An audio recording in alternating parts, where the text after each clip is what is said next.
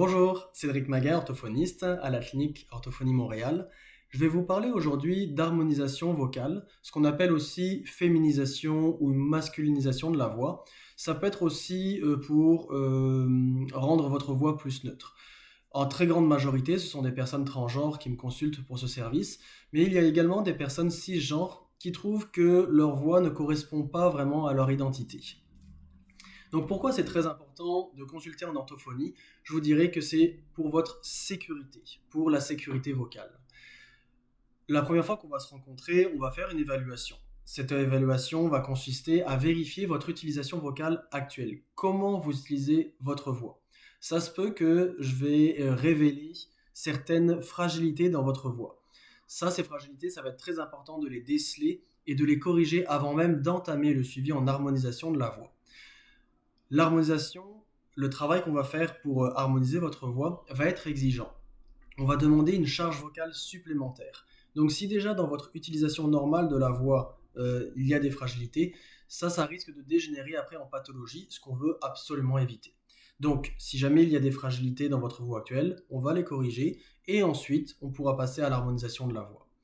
Le deuxième aspect de l'évaluation, c'est de vérifier comment instinctivement vous allez utiliser votre voix désirée. Donc comment vous féminisez ou masculinisez votre voix par exemple. Ça se peut que vous allez induire certaines tensions dans votre larynx quand vous voulez harmoniser votre voix.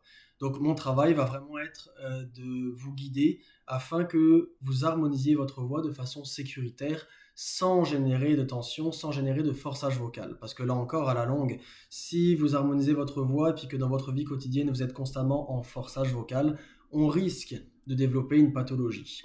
Donc l'orthophonie est vraiment là pour vous encadrer, pour vous guider de manière sécuritaire. On est les spécialistes des pathologies vocales, donc on sait aussi comment désamorcer ce cercle vicieux du forçage vocal. On parle d'harmonisation vocale, mais le suivi va aussi consulter à modifier votre discours, la manière dont vous allez parler, pas uniquement la manière dont vous allez utiliser le son de votre voix.